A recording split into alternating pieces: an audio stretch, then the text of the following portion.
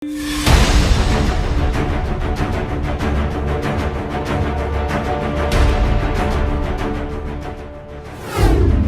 আক্ৰমণ চিকিৎসকৰ ওপৰত দায়ী কোন চিকিৎসক নে ৰাইজ 11 জুনত পশ্চিমবংগৰ নীলৰতন চৰকাৰ হস্পিটেলত এজন বৃদ্ধৰ মৃত্যুক লৈ সৃষ্টি হৈছিল এক ভয়ংকৰ পৰিস্থিতিৰ তাৰ পিছ মুহূৰ্তত বৃদ্ধ লোকজনৰ পৰিয়ালবৰ্গৰ সৈতে কিছু লোকে অতি ভয়ংকৰকৈ মাৰপিট কৰে হস্পিটেলখনৰ দুজনকৈ জুনিয়ৰ ডাক্তৰ দুজনৰ এজনে মূৰত আঘাত পায় আৰু বৰ্তমান যুঁজি আছে জীৱন আৰু মৃত্যুৰ সৈতে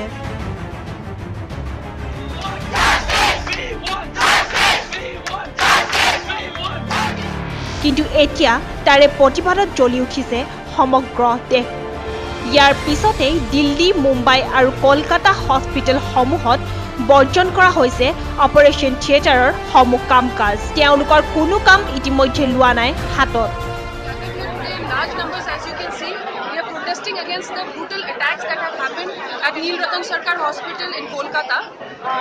It is not a question of whether in which region the attacks have happened, whether the patient was Hindu or Muslim, the doctor was Hindu or Muslim, whether he was Bengali or Assamese. It is not a question of any prejudices. It is a question that every day, day in and day out, doctors are being brutalized at their workplace.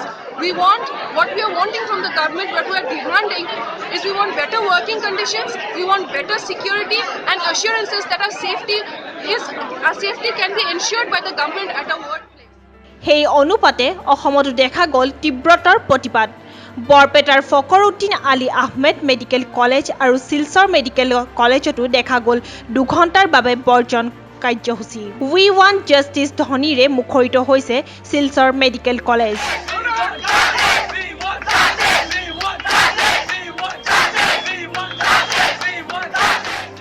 This protest is for whole India. The Indian Medical Association is doing protest against the murder of a doctor in NRS Medical College. So it's a shame for the whole doctors community because now see, one doctor has died means 1,000 patients has died. That means that doctor would treat thousands of patients. So if one doctor died, thousands of patients died. That should be kept in mind. So junior doctors are protesting. There's a city demonstration without hampering the emergency services. Their protest is genuine, and we also need some security for our purpose also because we are not being able to give them proper security. At any time anything can happen, specifically in night time. So they are feeling insecure. We are trying our level best to do this for the best of them.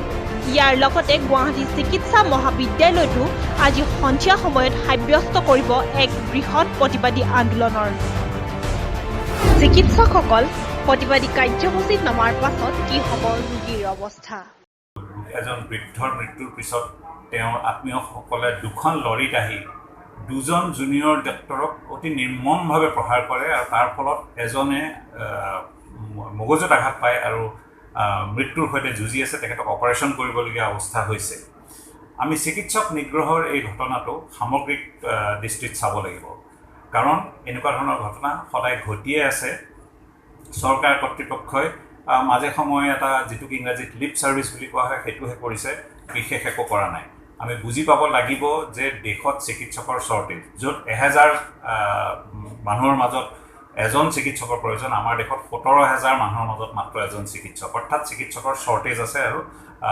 নাটনি আছে এই নাটনি থাকিলে যিকোনো বস্তু আলু পিয়াজৰ নাটনি হ'লেও আমি যি পাওঁ তাকে আমি লওঁ কিন্তু চিকিৎসাৰ ক্ষেত্ৰত সেইটো নহয় চিকিৎসকক একেবাৰে ভালটো লাগে য'ত ইমান নাটনি আছে তৎসত্ত্বেও ইমানখিনি লাগে এক পৰিসংখ্যাৰ মতে ৭৫% চিকিৎসকে জীৱনত কিবা ধৰণৰ নিগ্ৰহৰ বা অপমানৰ সন্মুখীন হয় যিটো বিশ্বৰ ভিতৰত আটাইতকৈ বেছি ভাৰত বাংলাদেশ পাকিস্তান ইত্যাদিৰ দৰে দেশত এইটো এটা অত্যন্ত দুখৰ কথা য'ত চিকিৎসক নাই আৰু থকা চিকিৎসকখিনিক এই ব্যৱহাৰৰ ফলত নতুন ল'ৰা ছোৱালীয়ে চিকিৎসা শাস্ত্ৰৰ প্ৰতি একেবাৰে অনীহা হ'ব আৰু চিকিৎসা শাস্ত্ৰ পঢ়িলেও যিটো ৰোগীৰ লগত মানে প্ৰত্যক্ষভাৱে লাগিবলগীয়া নহয় তেনেকুৱালৈহে যাব যাৰ ফলত দেশৰ স্বাস্থ্যৰ ডাঙৰ সমস্যা হ'ব দেশৰ চৰকাৰে মাত্ৰ 2% কেন্দ্ৰীয় বাজেটৰহে চিকিৎসাত খৰচ কৰে, যাৰ ফলত চিকিৎসা এটা সমস্যা আৰু এইবিলাকে নিগ্ৰহৰ কথা বঢ়াই আছে।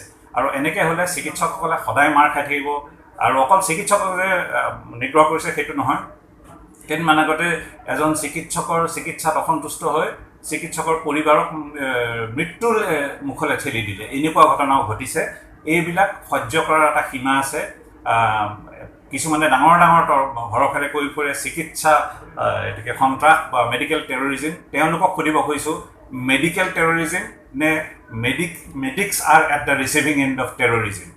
আমিও এইটো কথা দেখিহে আছোঁ। আমিও কিন্তু আৰু মানৱতাৰ কথা ভাবিবলৈ এৰিবলৈ সময় আহি যাব। এনেকুৱা এটা দিন আহিব য'ত আমিও আমাৰ নাটনিৰ সুবিধা লৈ পেলাই আমিও যদি ভাবোঁ যে ৰোগীসকলক এটা শিক্ষা দিওঁ, তেনেকুৱা এটা পৰিস্থিতি আহিলে সেইটো মানৱতাৰ বাবে এটা অত্যন্ত দুৰ্ভাগ্যৰ দিন হ'ব। সেইকাৰণে আমি ভাবোঁ যে চৰকাৰে এই কথাবিলাক অত্যন্ত দৃষ্টান্তমূলক শাস্তি দিয়ক, যে কোনো কাৰণত এনেকুৱা ঘটনা আকৌ পুনৰাবৃত্তি নহয়। কাৰণ এটা কথা জানি ল'ব, এজন চিকিৎসকৰ কাৰণে ৰোগী এজন মৃত্যু হোৱাটো তেওঁৰ কাৰণে এটা ব্যৰ্থতা, বিফলতা। তেওঁ কেতিয়াও নিবিচাৰে তেওঁৰ ৰোগীৰ মৃত্যু হওক। কাকো ইচ্ছাকৃতভাৱে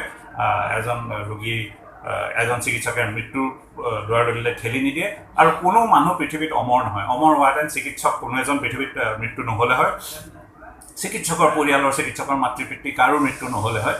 সেইকাৰণে এই যিটো মানসিকতা, কথাই কথাই চিকিৎসকক মাৰধৰ কৰা, যদি মাৰধৰ কৰিব লাগে এজন চিকিৎসকৰ ভুলত এজন মানুহ মৃত্যু হয়, কিন্তু যিবিলাক জলসিঞ্চন, যিবিলাক আজি ঘটনা ঘটি আছে য'ত ইঞ্জিনিয়াৰিং ফেইলিয়ৰ কাৰণে শ শ মানুহৰ মৃত্যু হৈছে বা ল এণ্ড অৰ্ডাৰ ফেইলিয়ৰ কাৰণে শ শ মানুহ মৃত্যু হৈছে, তেওঁলোকক আপোনালোকে নিগ্ৰহ কৰিবলৈ সাহস নকৰে। মই সাধাৰণ ৰাইজলৈ এইটো এটা প্ৰশ্ন।